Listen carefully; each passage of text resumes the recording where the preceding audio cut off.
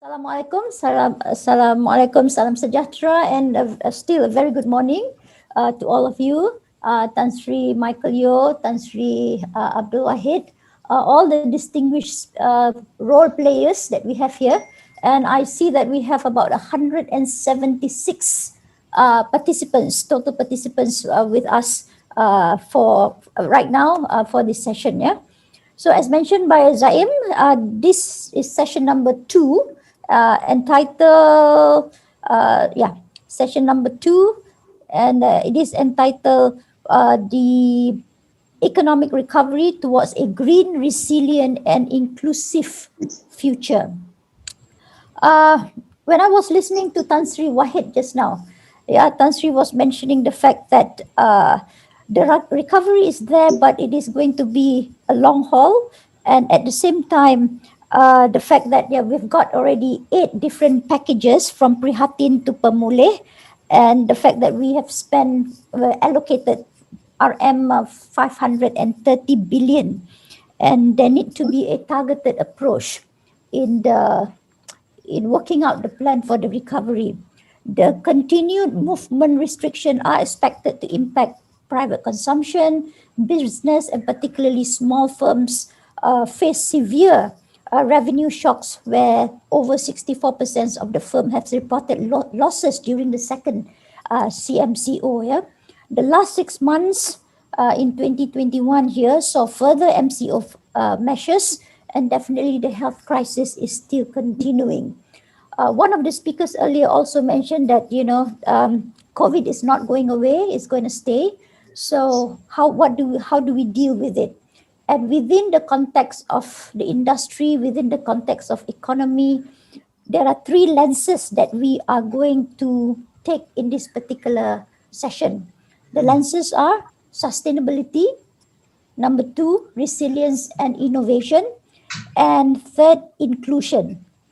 Now, these lenses will take into account the involvement of course, multi-stakeholders, such as policymakers, industry players, current as well as incoming job seekers. So right here, we have the opportunity to be innovative with policies as well as programs, because as it is, business is not usual. It is really about business unusual at this point in time, as we move forward. So distinguished participants, we actually have 4 very esteemed role players with us to identify issues as well as strategies for the future. Some questions that we are looking at, for example, how can we make this recovery green and rebuild economic systems to better use resources and create a climate-friendly future? What role can ESG play? Environment, social and governance plays. Questions such as, how can firms reinvent themselves to create more jobs, and how can all the stakeholders find new ways to transform the crisis into an opportunity for growth? Also, how can policymakers make sure everyone benefits from the recovery and that inequality is not worsened? So these are some of the questions we hope to deliberate in about 1 hour, 15 minutes. As I said, we have 4 esteemed speakers with us, role players. The first, so I'll give just a very quick introduction. First, Datuk Muhamad Umar Swift, who is the Chief Executive Officer of Bursa Malaysia Berhad. He is also the Director of all subsidiary companies within Bursa Malaysia, and serves as Chairman of Bursa Malaysia Derivatives and Clearing. He was also the CEO of Gas Malaysia and Head of Enterprise Financial Services Group of Maybank. Welcome, Datuk Muhammad Umar. Yeah, I'll go and make the introduction of the others quickly, and then we will go ahead with the forum. The second speaker role player we have with us is Datuk K.Yogeesvaran. Datuk Yogesh, okay, I see you right there. Okay, since we're not sitting in a row, we're sitting virtually, so I just need to have a bye-bye there. Okay, Datuk Yogeesvaran served in the Malaysian Administrative and Diplomatic Service for 36 years since till May 2018. He was posted to the Economic Planning Unit. Prime Minister's department for 27 years, where he held several senior management positions. He also served as a short-term consultant for several projects to the World Bank and United Nations, and currently he is a partner in a legal firm. So welcome, Dato Yogis. Thank you. Our third speaker will be, role player will be Dato Henry Goh. Dato Henry Goh is the Group Chief Operating Officer of MACROKIOSK, and he's responsible for the efficiency of the organizations. Excuse me. Business operation, policies, and procedures. So, welcome, Dato Henry. And finally, we have distinguished Professor Dr. Rajah Rasiah. I think he might be on the other. Yes, Dr. Rajah. Prof. Rajah, who is the Distinguished Professor of Economics in the Asia Europe Institute, University of Malaya. Now, I've known Prof. Rajah for quite some time, and you know, he was awarded the Furtado Prize for the World Academy of Sciences for advancing the frontiers of social science thought. In light of his outstanding contribution, the Malaysian Ministry of Higher Education also conferred him the award of Distinguished Professor in the field of economics in 2017, and recently he received the Merdeka Prize for Academic Excellence in 2018. So as you can see, we have a stellar line of role players here. So since we only have, you know, about one and a half hours, so I would go with maybe, you know, a more general question in the very beginning. And in this particular, looking at the three components that we have: sustainability, resilience, innovation, as well as the third one, which is on inclusion. What is needed to support a faster, deeper economic recovery that lays a foundation for a more sustainable and inclusive economic system in the country? So maybe we'll go ahead with Dato Umar, if we can have your thoughts on this first, about 8 minutes or so, okay? It may be a little bit less. I think the key thing as we look at is getting back to building it right. I mean, I think if we listen to the first group of panelists, it is about the key that we're looking at is, if you like, we're moving in the second phase. MCO is about addressing the infection. We now need to have a clear line of sight to recovery. Now, we've had numerous packages, but what we now need to think about is what is it that generates a sustainable recovery. Now, when I look at sustainability, I'm looking at there are probably two elements. One is rebuilding right. One, we need to keep our businesses open, as previous panelists have touched on. From an exchange perspective, when people invest, they're looking for growth, they're looking for dividend, and what we can see is many of our listed companies who are listed on the exchange are not profitable at this point in time.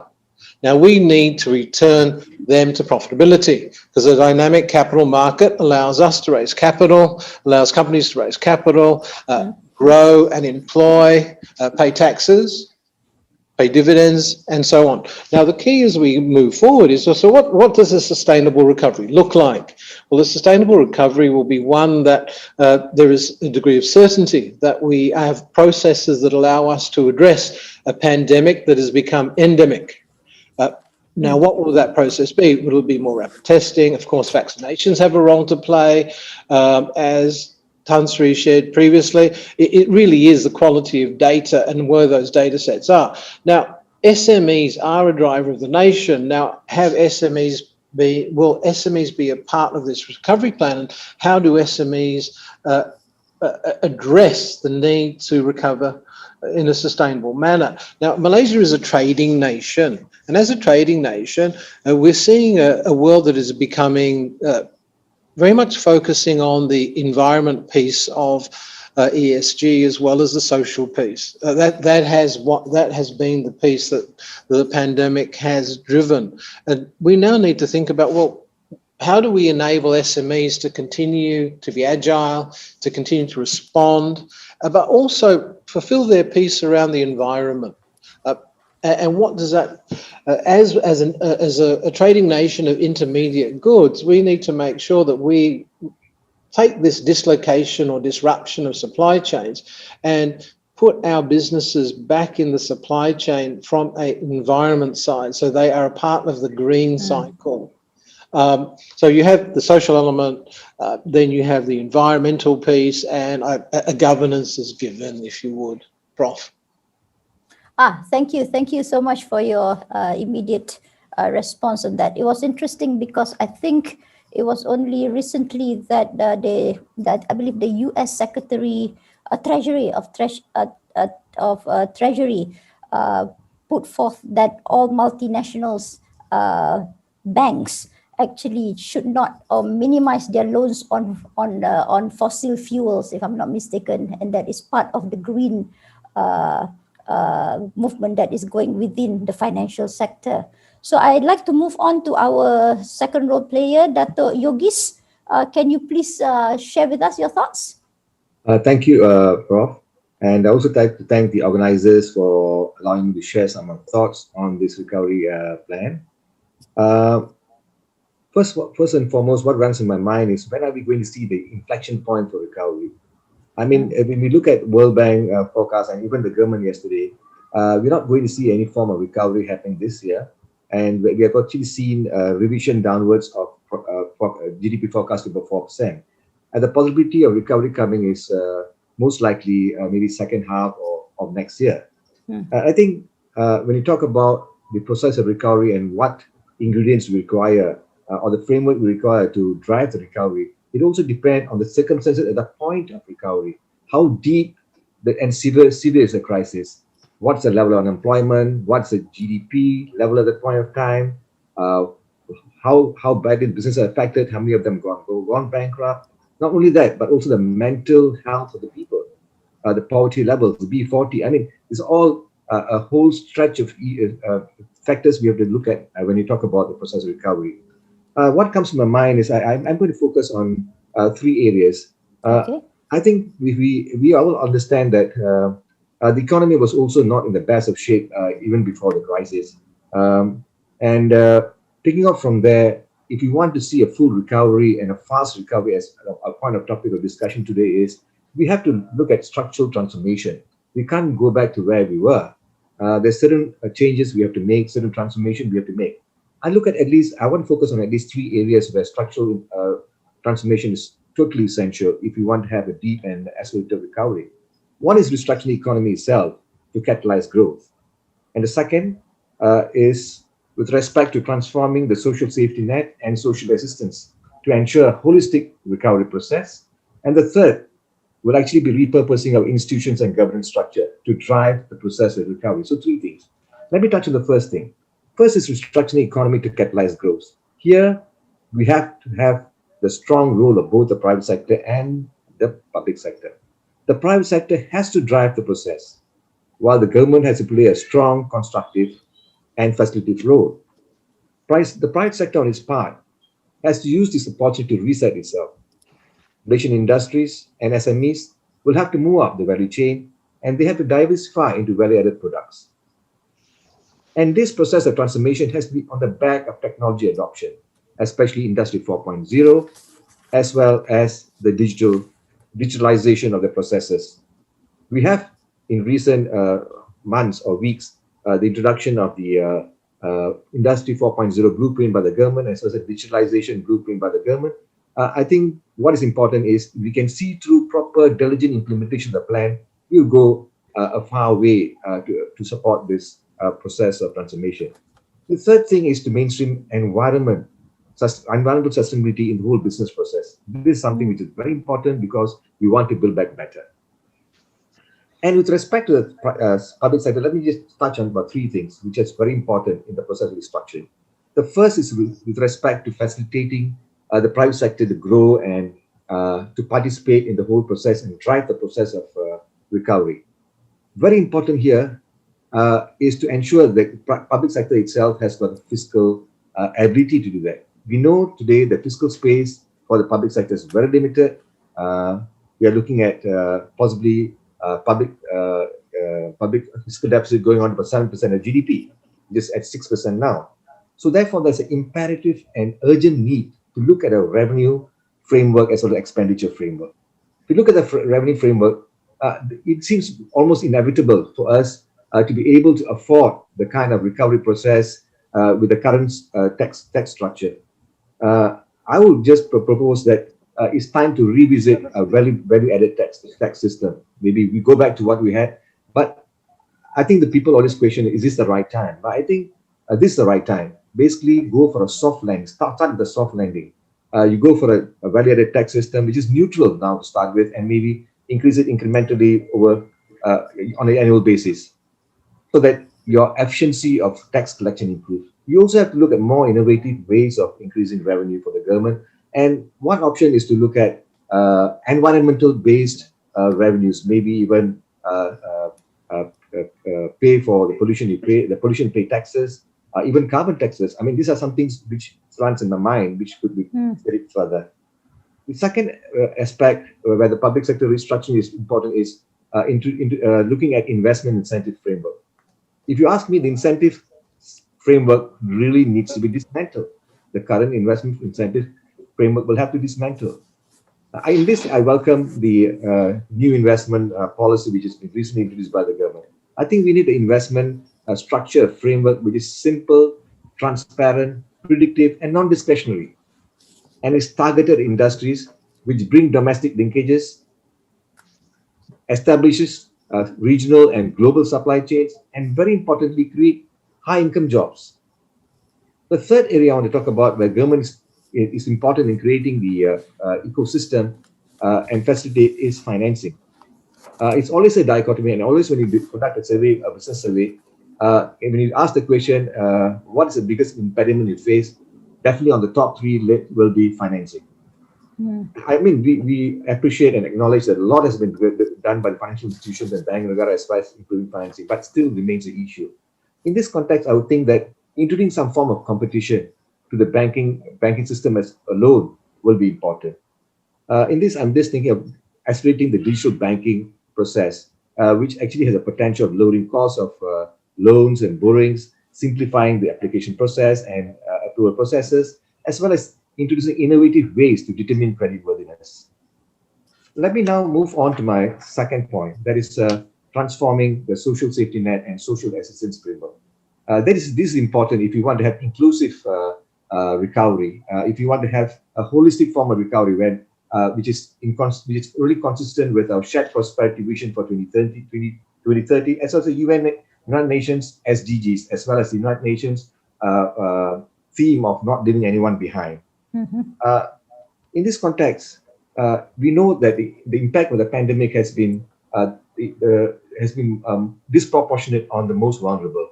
The people who've been affected most are the poor, the B40, and even the lower rungs of M40. So what do we do? In my mind, I'll just note a few things. One, I think there's a real necessity to rethink the approach to poverty. I mean, it is great, and I think we should give credit to the government that it recently revised the poverty line income. Poverty line.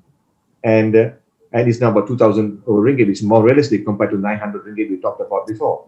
And we also have the introduction of the multidimensional poverty index. But for me, when you move to process recovery and we are moving to become a more developed nation, I think we have to stop associating the PLI or the poverty line income to just providing minimum living standards. It has to go beyond that. The threshold of poverty has to go beyond that. I think we have to talk about providing a decent standard of living where a person can live with dignity, not only meeting the basic needs, but going beyond the basic needs. I think that's where we have to move on. So some countries have adopted the concept of living wages. This is something which we can look at. The second point I want to make with respect to the social safety net is the B40 as well. The B40, the way we approach B40 today, it's painting them with a single brush. I think the B40 is not as homogeneous as we think, and I think all of us acknowledge that. That heterogeneous group of people, 40% of the income households. I believe if you want to have an optimum policy to address and uplift B40 from the economic status which you have and from the effect of the pandemic, you have to dissect the B40 into subgroups, maybe the B10, B20s, and whatsoever, so that we can address them in a very specific manner and bring out better outcomes as we see. My third point is with respect to social security system. We know that with the pandemic, it is exposed that our social security system has got many weaknesses, has got many gaps, is inadequate. And we know that the latest World Bank study says that about 40% of the labor force is not covered in any form of social security, no pensions, no EPF. And many of them come from the informal sector. And this is very, very dangerous moving forward. And we are going to land up in a situation where there are so many people who are going to become aged poor. And this whole thing is going to be more exacerbated with the new technology, which is disruptive, which is expected to disrupt a lot of jobs, and many people will be laid off or dislocated if there are no proper measures are taken. And this will also be further exacerbated by the increasing aging. Malaysia has already been categorized as aging population in 2020 and become aged in 2044. So this is something very important we have to address. So there's a real restructuring needs to be done to make the social security system more adequate, more expansive, that all people are covered. My last point is with respect to, I feel is the most important thing, reconfiguring our governance and institutional reforms. If you don't have a proper institutional reform, you cannot drive the recovery process. For me, I think we have to handle or address the elephant in the room. The point is political stability. Whether we like it or not, we have fantastic political stability. When we talk about ratings all the time, all over the time, over the last 30, 40 years, the most important thing which just comes out for us as the greatest advantage is political stability.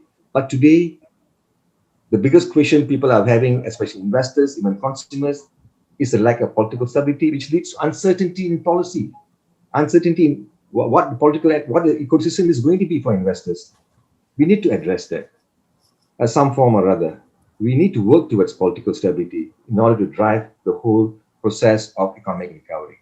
And beyond that, we also have to ensure that all three chambers of government are working independently, the legislature, judicial, and executive. And we also have to give greater independence to all these institutions, especially the likes of MACC, the police, and everything, to bring about greater integrity and greater confidence in the whole government system and government machinery. I think this is really, really critical. And beyond that, let me just stop with one point. Within the whole process of governance restructuring, the civil service, again, is very, very important. Reforming the civil service in terms of capacity, in terms of the way we do things, in efficiency, delivery, I think is very, very key to ensure that the whole recovery is delivered in an efficient and transparent manner. Thank you. I'll stop at this. Thank you. Okay. Thank you very much, Datuk Yogeesvaran. You brought up many points for us to consider, for us to think about. The issue on structural transformation in many areas, and then at the same time to address the elephant in the room, which is the need for not only political stability, because it does have an impact on a lot of things, especially investors' confidence in our country in terms of investors coming in and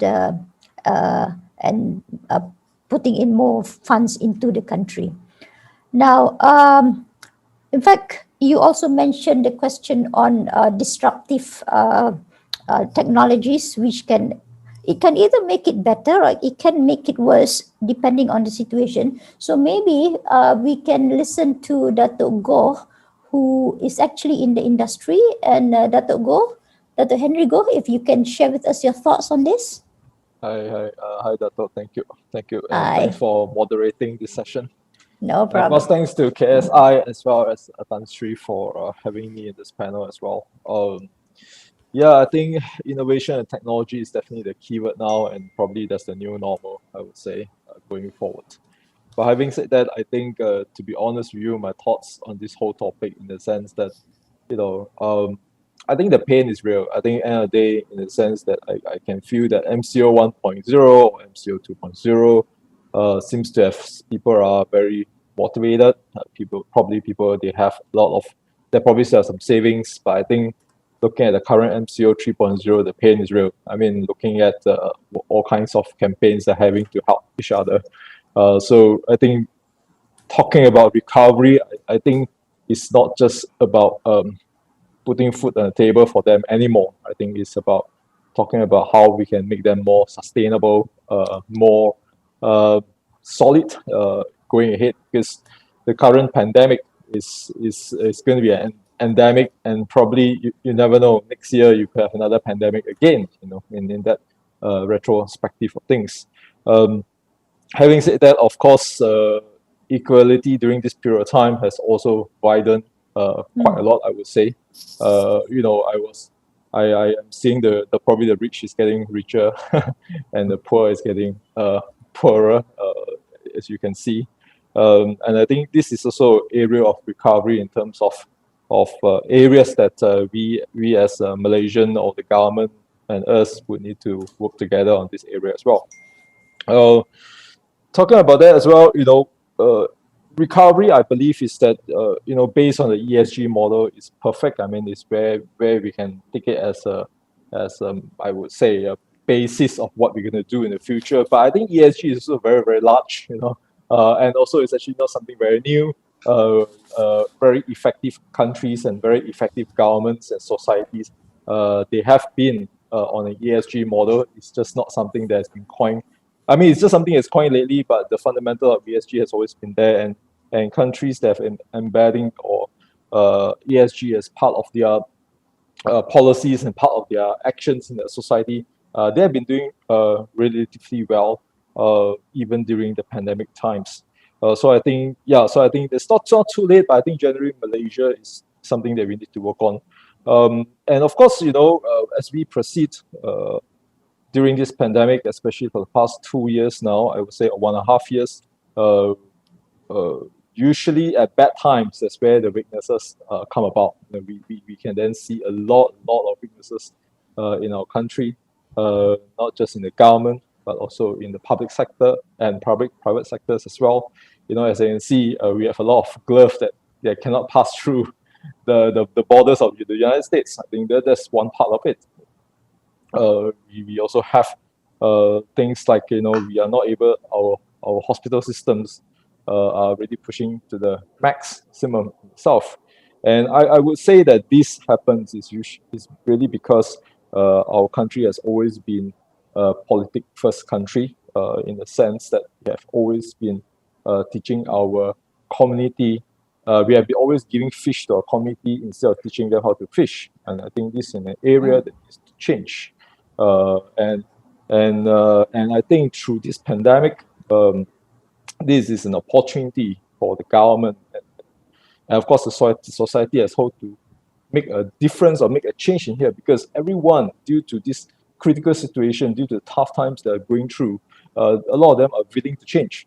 And this is not something that everyone wants to do during good times, because they will just slack off, I would say, because I'm just enjoying it. But during bad times, everyone willing to change. And I think this is the change, whether is it for the good, for the bad, it doesn't matter. But change is what everyone wants at this point in time. And through good leadership, through proper leadership, everyone will follow that change.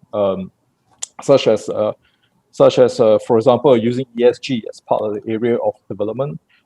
Even things like restructuring our tax structure, I believe is something that people are willing to do and willing to accept if they believe that this is through good leadership, this is where the country is going towards. I think that's very important. And of course, just to come back all the way to technology and innovation again, Yes, I think please. that I think in the sense of recovery, yes, I think as we move towards the recovery area, the country should not just focus into helping the badly affected businesses only.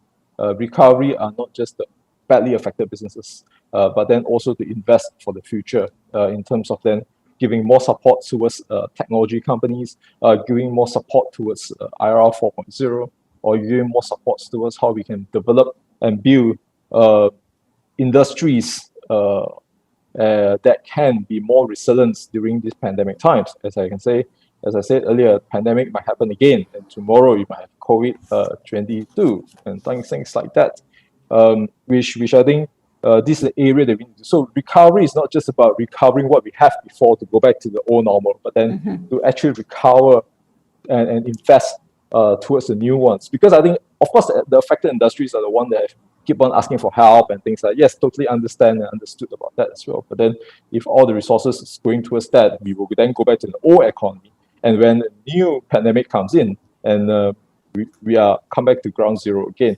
And I think this is where we should look into that part. And I think innovation and technology in perspective of driving innovation will help us in the next pandemic or endemic times. Yeah, so this is all I want to share, but generally, yeah, there's a lot of shift that we can do, and this is a good opportunity for us to make that change, whether politically or in terms of institutions or even in terms of private sectors. Changes to the policy is now the correct time to do, and I think a lot of people would support this change, which would not happen during good times, I would say. Yeah, so that's really my thoughts on this area. Thanks, Prof.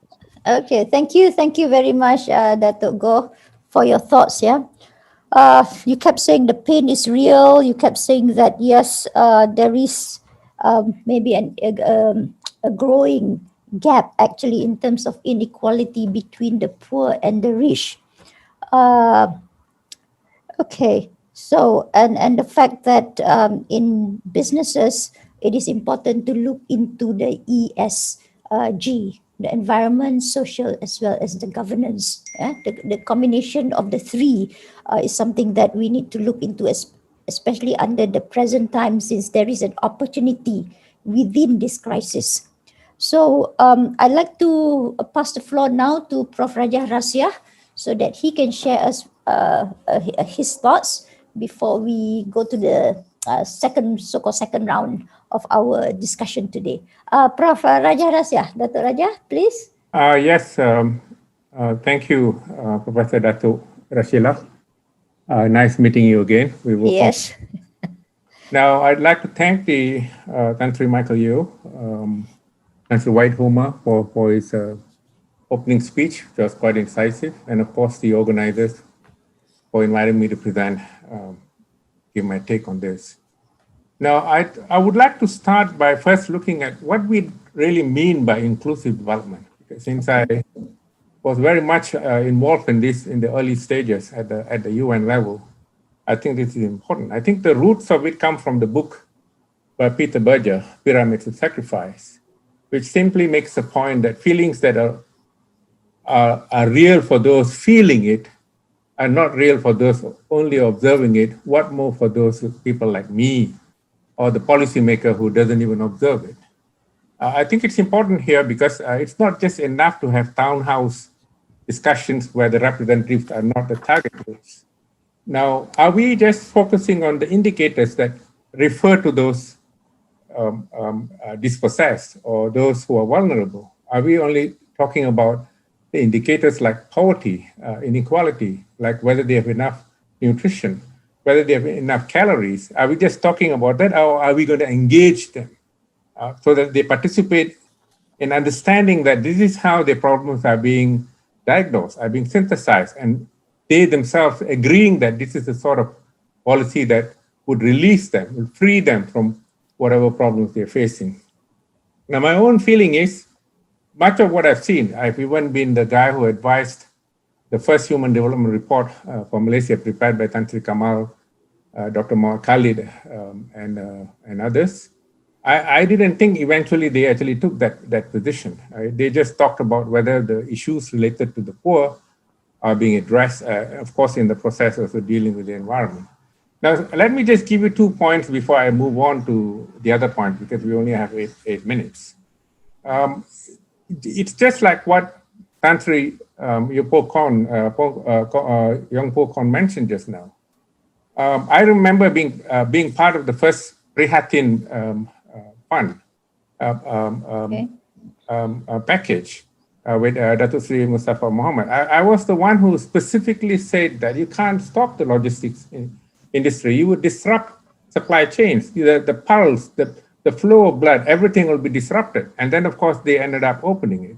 Now, Tan Sri Young Po Kon talked about tin, a firm that is melting tin is stopped from operating, then you don't have enough supplies of tin to tin food. That to me is a reflection of not engaging those people involved in this whole supply chain.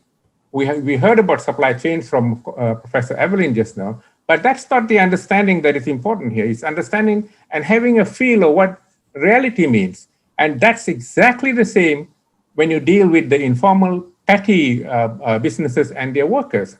Once you shut down the economy, you're basically telling, these are people living by the shoulder of the roads. You're basically telling, yes, you can't go out, you have to starve for that long because they live by the day and they're not those with savings.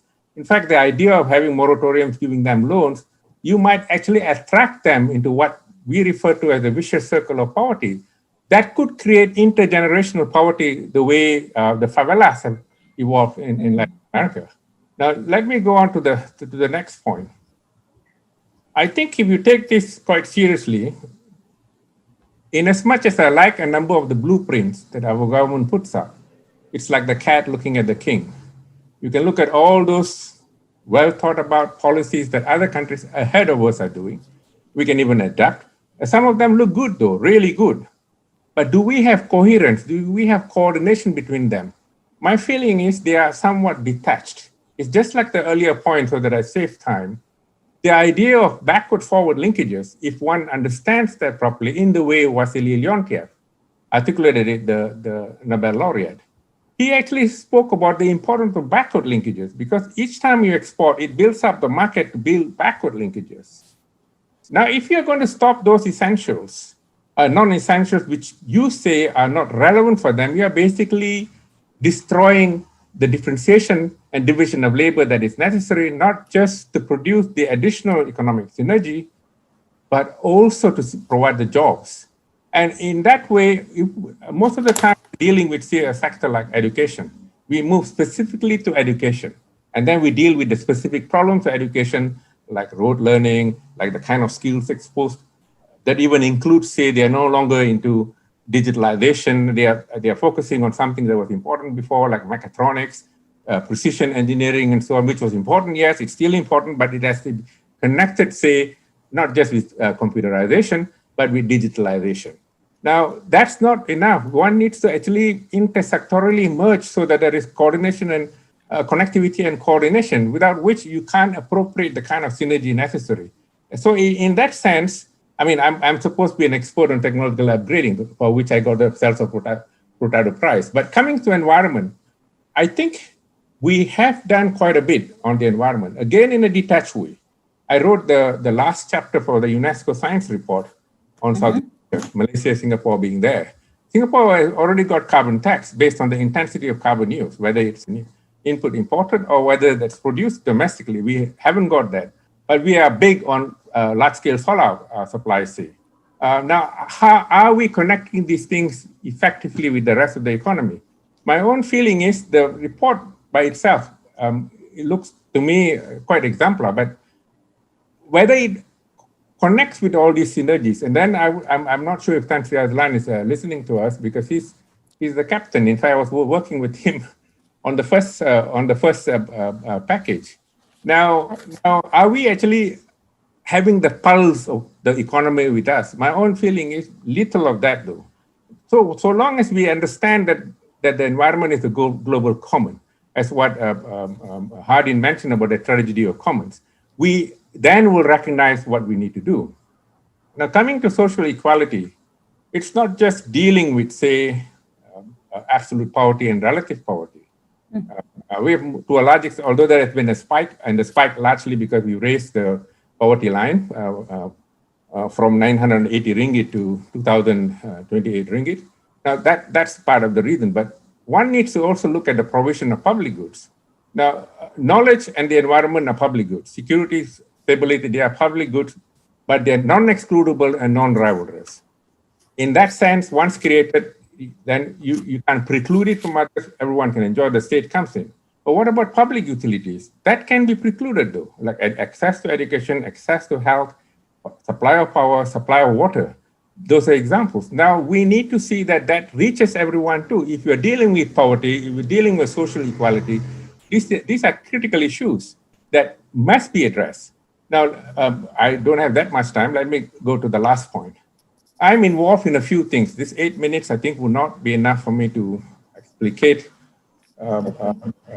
everything I want to say. I'll be involved on digitalization and Industry 4.0 with the UN. If anyone is interested, I can send the site, which is a longer presentation. And then, of course, I have a 1-hour lecture for academic Professor Negara on the same topic that Professor Rashila just addressed. I could also send that site if anyone wants to listen to me.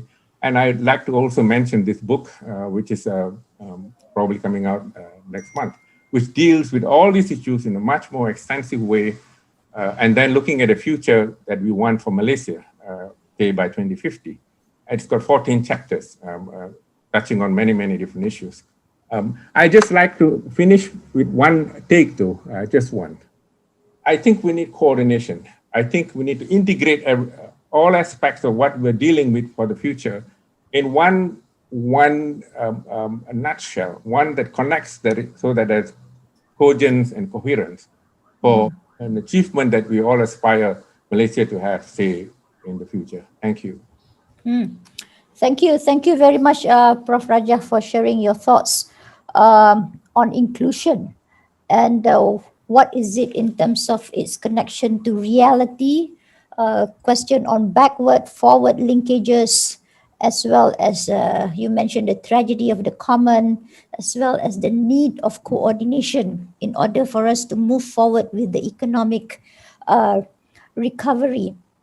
Now, we do have a few questions on the site in the chat in the Q&A box. We can take some of those questions now, and then maybe we can also move forward on other. We can pick up from the points which have been discussed by the different role player. Yeah, there's a question here. Look forward. How long will the country recover from the pandemic and come to the right progress by your estimation? Is there any of our role players who would like to take up on this particular question? I can't read the name though. Can you repeat the question, please, Prof. Rashila? Okay, how long will the country, looking forward, how long will the country take to recover from the pandemic and come to the right progress by your estimation? It all depends on policies too. Okay. It depends on policy. I think we've done reasonably well. I mean, in fact, we were ranked high in the early stages. We were ranked 16th, and now we are one of the bottom in terms of how we responded. My own feeling is there needs to be much more unity and get to the bottom ground. Once we haven't got there yet. Once we do that, then we can then project. That's why when I remember having lunch with Tan Sri Umar last year at the last year's Economic Summit, I was reluctant to accept Tengku Zafrul's projection. But of course, Tengku Zafrul was more bullish because he was still less than that of the IMF and the World Bank. But that's because I feel I had this profound, not just interest, but reading of what the medical experts were saying. So my own feeling is we're done really well now. I think we are spot on with vaccinations. Except I think we need to adjust, normalize, or just prefer positive rates over infectivity rates. Because testing is an important instrument that unless we normalize the two together. Once we get that rolling, we are in control of the economy, and my own feeling is then we can go back to normal growth. Thank you, Prof. Rajah, in answering the question. Maybe I'd like to catch up with Dato Umar again. Yeah, Dato Umar, you mentioned about sustainability in terms of rebuilding, but the rebuilding needs to be towards better certainty. We've talked about, in other issue, we've talked about circular economy. Is there anything? Can you elaborate maybe a little bit, or on the statement you have made earlier in your first remarks just now? I think this gets back to what Prof. Dr. Rajah was just sharing. But when we talk about certainty, and it's also linked in with that question of returning to the new normal, for want to use that somewhat often used term. If you're in an SME and you're in the current context, as we roll out the vaccination program, if you have a positive worker, you're closed. You lose your supply chain. I mean, you're unable to trade. We need to find a more targeted solution.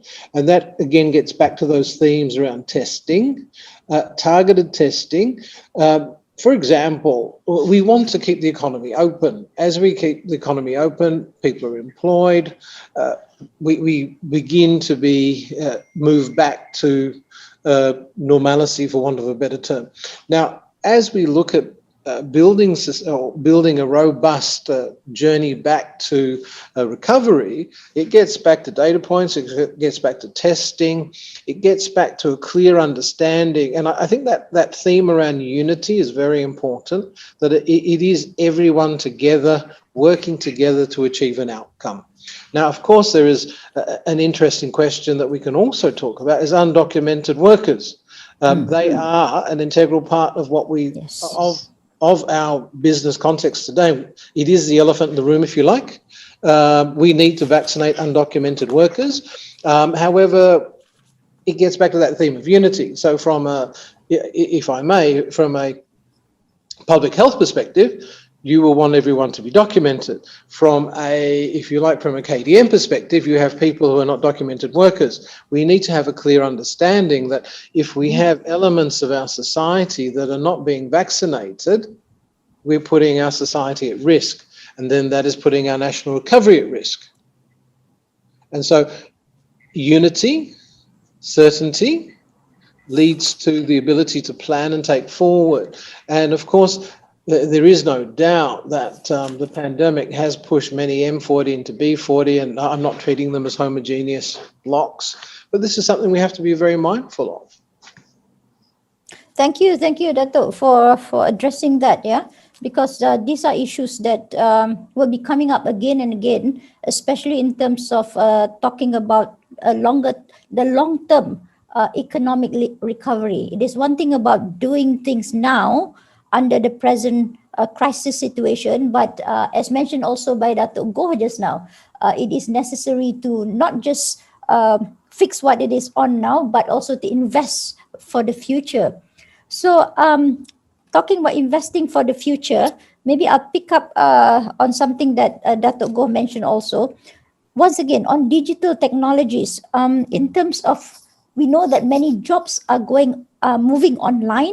We know that the gig economy is also expanding. So how can firms reinvent themselves to create more jobs?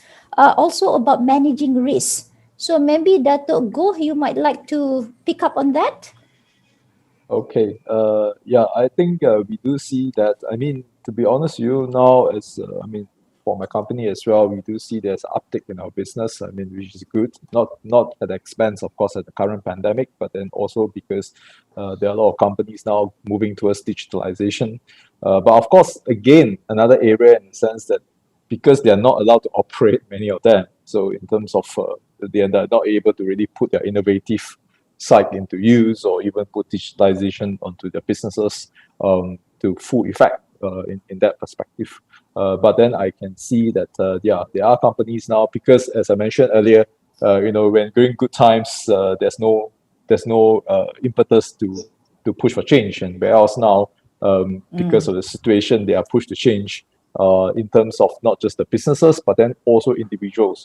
I do see that a lot of them are taking up courses. They're trying to move themselves towards the innovative part of the business, and also a lot more employees are moving towards the digital companies. So they are trying to join digital companies, thinking that it's going to be more secure, and of course, definitely there is.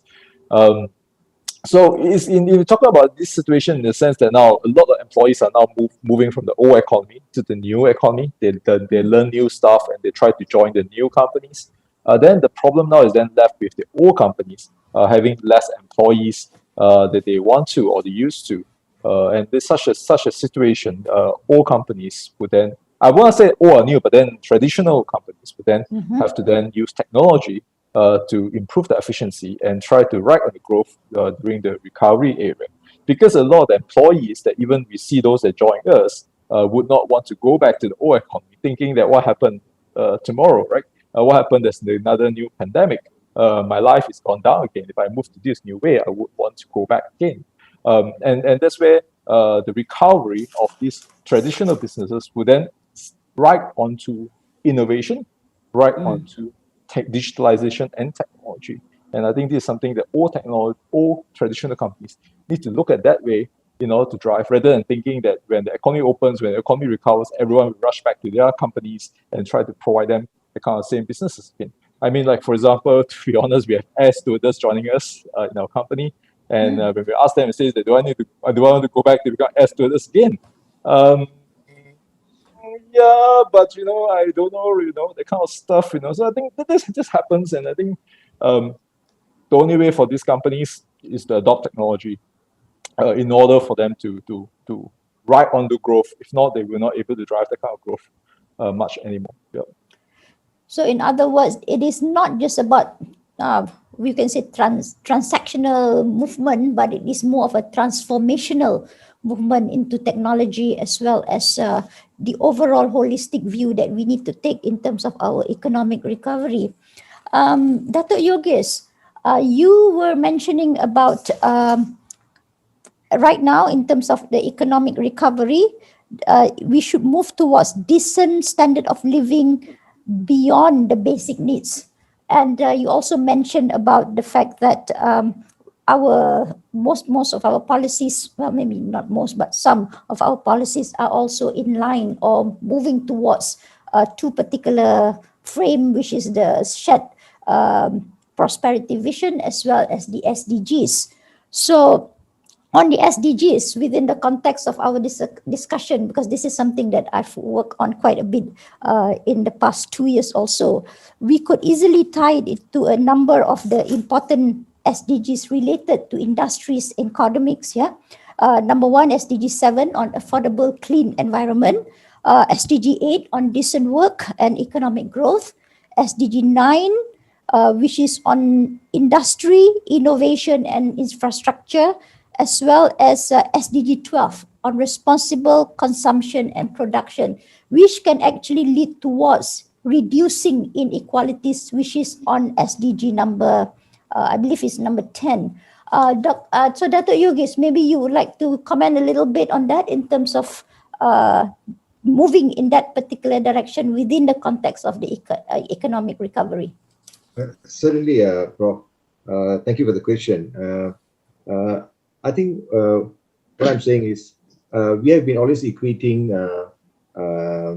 the poverty line income, the people in the P40 category, to something to do about receiving the basic necessities in life, especially the category we call the. But what my contention is, if we want to move up to a higher level, and when you want to have a holistic kind of recovery, there is an opportunity for us to do something right. Basically, I will just talk about the term we always use nowadays, is build back better and bring them into a more decent standard of living where they can live in a more dignified life. And that will not only mean monetary deprivation, but also non-monetary deprivation. You listed, SDG has got a whole wide of, in fact, the elements of decent living is in almost any of the 17 SDGs we talk about all the time. And therefore, it is just not only related to monetary deprivation, but as you mentioned, it also to do with access to education. Especially when you talk about the people who are categorized poor and the B40. The biggest, the most important thing which comes out when you profile them is the level of education. About 80% of them in the B40 category do not have tertiary education. What they have is education in primary, secondary schools, and they lack skills. And that is the biggest impediment. I mean, if you want social migration, upward social migration, the most important element, the most important vehicle is access to education. And that has to be available. Of course, the government is doing a lot, but that has to be a very important vehicle as we move along in terms of this process of recovery and getting them to a higher level of economic status. Along with that also is the access to healthcare. Healthcare is absolutely important.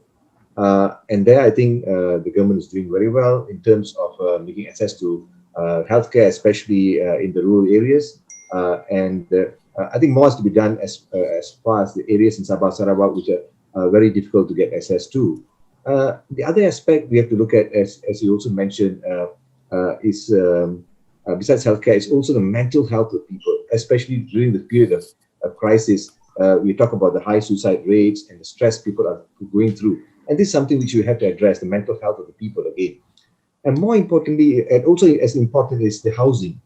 This especially is when you have different lands to hold poverty. I mean, in the past, poverty has always been associated with rural poverty. But today, with 80% of the population in urban areas, the nuances in addressing poverty has to change. And here appears housing as a very important issue. So you find the B40 and the poor people actually living in urban slums, in places where it is not ideal to bring up a family. And that causes many issues like dysfunctional families, other social problems. And this has to be addressed. Therefore, when you talk about addressing this issue about leaving no one behind, which is the theme of the UN 2030 agenda, and also our theme of Vision of 2020, shared prosperity, these are areas which are absolutely important. If you're serious about addressing it, serious about achieving shared prosperity, it has to be a multifaceted approach. It's just not income alone.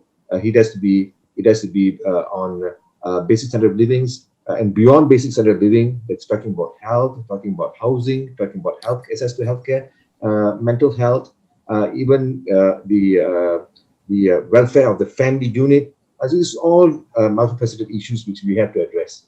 Thank you. Okay, thank you, Dato' Yogis. Yeah, I think we have a couple more questions in the Q&A box. Okay, I think this is one specifically for Prof. Rajah. Yeah? Prof. Rajah, question here. Yes. Heavy reliance on import for exports may injure our economy during pandemic time. Domestic resources-based economy should be strive more. What is your opinion on that?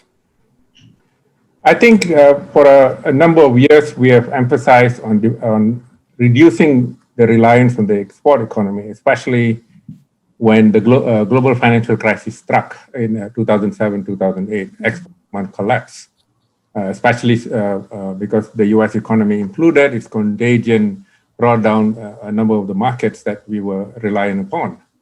China was a safe ground where we relied to some extent. But I think however much we tried to do that, including, I felt that was a knee-jerk reaction though, lowering interest rates to promote consumer demand. I think that actually raised the debt of household debt. My own feeling is it is good to differentiate and develop imports. Of course, I think I agree with that part of it. But I think we've always been an export-oriented economy. And if it means that we can always earn foreign exchange. Let me mention that the area where we have not done well on that in terms of current account is on food. A lot of the food that we actually consume in the import intensity is fairly high. In terms, it actually worsened from 1989. From 1989, it had worsened till now with regards to food.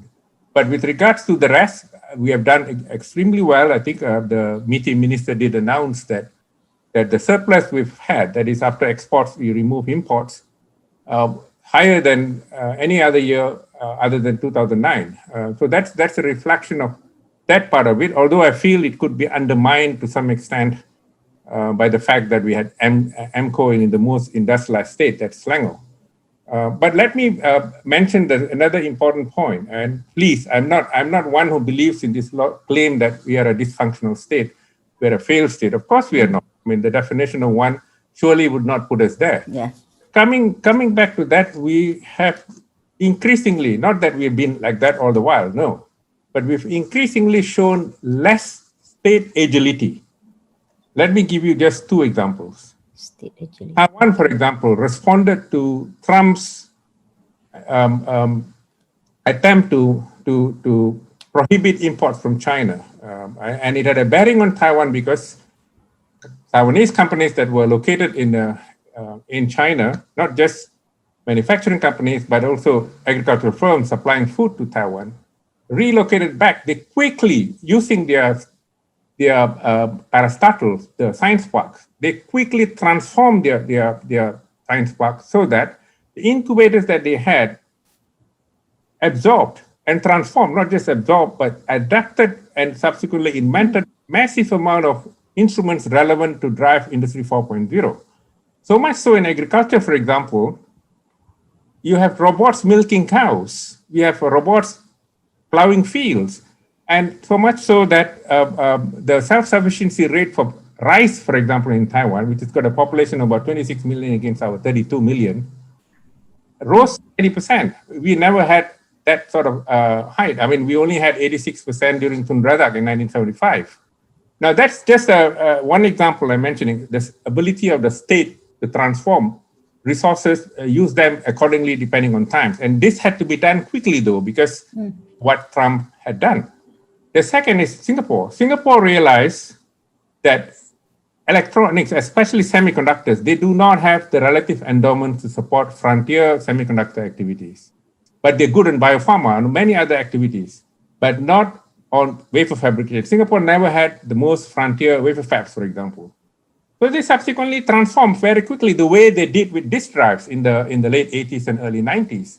Now we need to monitor that way. We need to track that way as to what sort of industries are suitable for us, just to supply the domestic market, but at the same time, I mean, each time we export that much more, it only gives us the capacity to have much more domestic firms. And if it means that we can promote domestic linkages, including Malaysian-owned firms, all the better. Thank you. Thank you, Prof. Rajah. It's important you brought up the issue of food security. In fact, I think within the APEC economies, Malaysia is actually leading the food security roadmap on it, if I'm not mistaken. So, yeah, it is something. It is something that we really need to look into as we move along within not only the crisis but for the future as well. I do notice that there's one more question here, and this is from ACP MIT Asia. It is quite specific, so but it is open for all. It has become increasingly evident that to open up economies while ensuring the COVID-19 infection rate remains under control requires a mechanism whereby a person can present digital proof that they have been vaccinated or have recovered from COVID-19. Is Malaysia working on that to be in line with EU, WHO, and ICAO? Does anybody have an answer to this particular question? Can I just mention what Tan Sri Wahid Omar started with in his opening speech? With the kind of vaccinations we're doing now, we are expected to have 70% vaccination by October. October, yes. So we have a reasonable time to open up, even though there are those doubters who claim that vaccines may not be the solution because of that they have different variants, different strands of, say, COVID-19.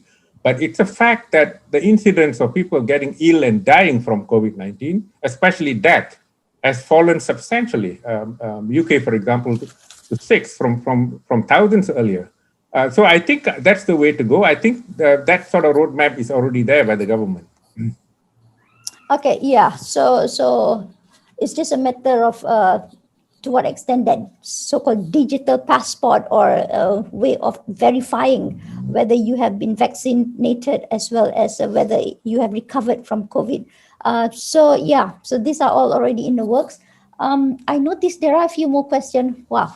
Well, thank you to the participants, especially for being very active, not only on the chat box, but in the Q&A. I'm trying to keep track. I think the technical group is trying to keep track of this too.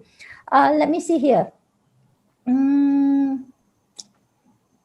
Okay, if a recent survey by asset manager Fidelity International is to be believed, there is actually a fair bit of catch-up to be done by investors in Singapore. From the findings of the regional survey, investors are least aware when it comes to ESG investing. Just 26% of 1,327 respondents here said they've heard of this term. this survey's results in a sobering reminder that there is a lot more that needs to be done. In the case of Malaysia, has any similar studies has been done to gauge the awareness of ESG investing in the country? What about the level of awareness among the PLC? If no, what would Bursa intend to conduct a similar study? So I think this is specifically more for you, Dato Umar. Thank It's you, from Prof. Caroline, by the way. Caroline. No problem at all. I'm not sure it's her or she's bringing on. No, I think the key thing is 1,300 respondents. It's not necessarily a sample size, but it could be an indication. Now, from a Malaysian context, EPF, QOP have signed on to the UN Principles of Responsible Investment. Now, clearly the Fidelity International piece, I would assume, was targeting retail investors. Retail investors, of course, are somewhat different. Now, we engage quite often with brokers, and so you end up with small clusters. Now, at the exchange, what we're looking to do is a much broader piece, engaging the larger retail base to understand their thinking around it. But what is front of mind for institutional investors is very much ESG.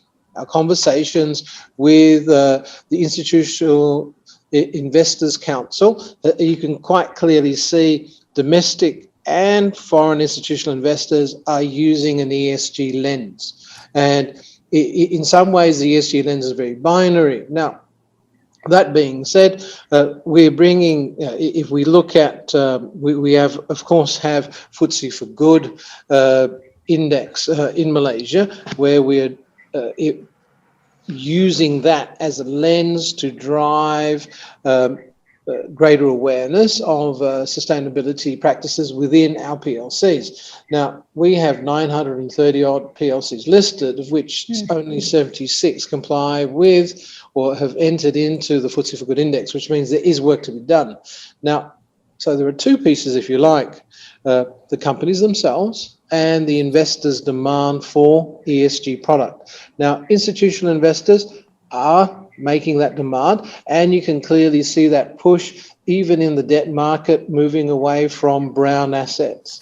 And that's an interesting conundrum for us in Malaysia, is we are very heavily reliant on coal, and we're going to have to fund coal going forward. So how do we make, if you like, green assets? We'll have brown assets, but we also have to then inculcate an ESG mindset with boards as well as investors. Now, from bearing in mind, if you look at a company's constitution, or what we used to call the memorandums and articles of association, companies or boards are charged with responsibility to create value and to generate profits.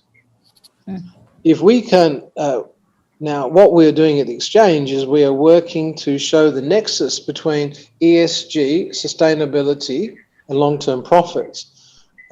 Otherwise, particularly for smaller entrepreneur-driven mid-caps, in their mind, they will be thinking, unfortunately, that ESG is a cost center and not an investment. Therefore, I need to save costs. I need to maximize profits. And so the language we're using is it, we want to see ESG or these goals to be a part of the DNA of a corporation rather than just lip service. So we have an ongoing debate. Should we have mandatory requirements? We already have disclosure. Now, do we start prescribing that disclosure? So I'm glad to see, or I'm happy to say, B&M is moving a taxonomy piece around, so we have common language, also supported by the Securities Commission, because if you actually look at, there are many, many different interpretations of various factors in the ESG space. So black is not necessarily black, it's matte black, gloss black, black. And I think that's really the key. When I talk to institutional investors, that's the key. Now, from a retail investor perspective, they're investing for many different reasons. A recent survey by CGSCIMB, we have 20% of investors are actually looking to use gains from the stock market to defray monthly expenditure.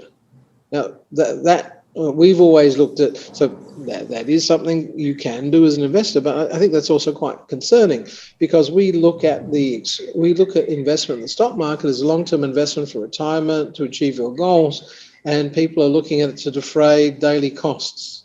Now, that was from a retail perspective, and it was a small survey size, again, probably about 1,300 respondents as well, that was undertaken by the House. So we want to do a much broader piece, answering the question, and actually better understand the motivations, and then begin to also work on our communication with investors. So you have the investors not homogeneous. So we have institutional investors, who in many ways, Pareto's law, are, if you like, the bulk of the holding of the market. But then retailers have become very, very important over the COVID period, in providing, that retail segment is providing liquidity, supporting the market. And so we also have to be mindful of their goals and actively engage them and actively have that conversation. Thank you, Dato Umar. I hope that answers the question, Caroline. That would at least enlighten the situation. Yeah, we actually have another not more than about five minutes or so. What I like to do is to give a 1 minute opportunity to each of our role player to highlight what might be the most immediate step that need to be taken. It could be by the government, it could be by industry, in order to speed up the economic recovery within the context of course, our three main lenses, whether it's sustainability, innovation, resilience, as well as inclusiveness.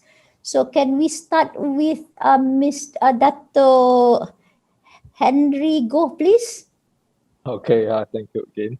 Yeah, I mean, nice session, I would say, and just for closure as well, I think our government is actually doing pretty well in terms of our medical services. I mean, I believe, and I still believe, Malaysia is one of the best medical services around the world. Of course, but just that looking at the number of patients, the number of cases going to hospital is just not going to be something possible to handle even by the best of the best in the world, I believe.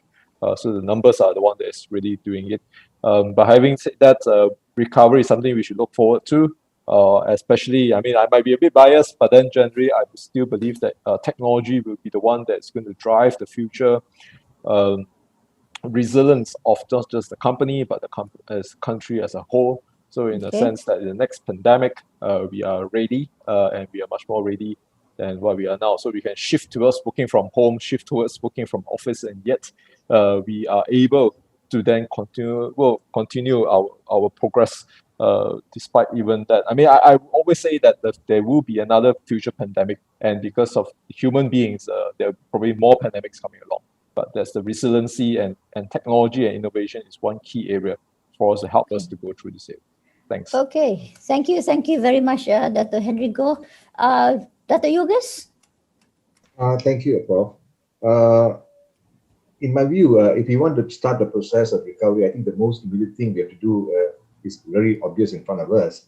If you want to have sustainable path to economic recovery, the economy has to go into full throttle.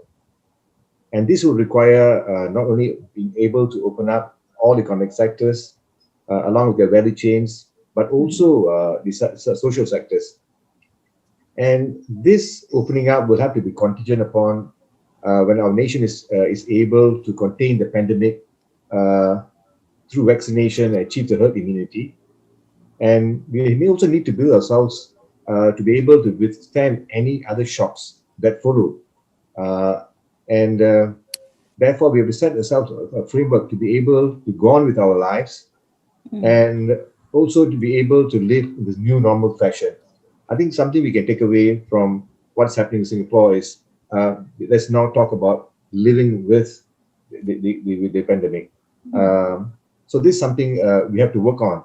So if you want to have a recovery, if not, you're only going to see spurts of growth, and it's not going to be sustainable.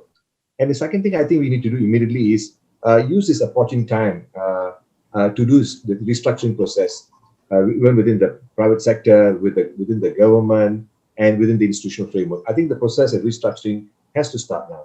Thank you. Okay, thank you very much, Dr. Yogees. can I have Prof. Rajah, please? Thank you, Prof. Rashila. I would like to plead to our government. Of course, they have done many good things. But let's accept that however much we try to enumerate, the amount of knowledge we have of the B40, in particular those without addresses, those who actually have no access to whatever announcements the government has made, and as well as you have to understand, a lot of them are illiterate in the sense that they're not able to comprehend, they don't have access to how knowledge is actually distributed on these issues. And I would like, and going by the statistics that even Country Abdul Wahid Umar mentioned, we have 8.2 times current account surplus, of imports. We have the Natural Resources Fund, 1988, and our economy is not really doing terribly bad in the sense that apart from the quarter earlier that we contracted, we have actually done reasonably well. My own feeling is there is a need, I plead, that we have, especially the petty businesses, the small ones, not necessarily all with just employment size, because some of them are professional, some of them are capable of doing this. But I'm talking about petty family businesses that are detached from that. Now, these guys, once you shut them out, you're basically telling them, you go and beg. I think we need to enumerate them carefully and see that we keep them alive and not make them feel that if not for them, with this aid, they would die. Because it is not them who caused this pandemic, though. So my own feeling is we need to show elements of, that's an element of inclusivity there. We should show elements of development. Development is not just about growth. And during this time, Jomo talked about counter-cyclical measures. We need that. Finance capitalists are not the ones who would engender new rounds of growth. They are good at certain points in time. So my feeling, I would plead that government addresses these issues. Thank you. Thank you very much, Prof. Rajah.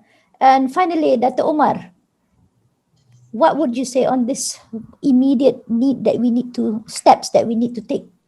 Thank you, now? Prof. Yeah. I think the saying is what? Let's not waste a good crisis.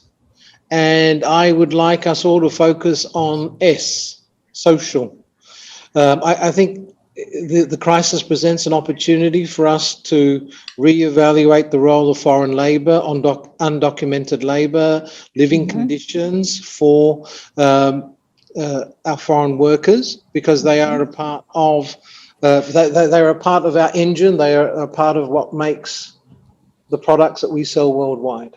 I think it is an opportunity for us to have a reset, have workable policies that are sustainable in that space, that then are robust and that does not leave us open to criticism by other markets. That's what I like to see, an inclusive piece that also the inclusivity is beyond it. It is for everyone that is resident in the country, whether legal or illegal. Thank you very much, Dato Umar.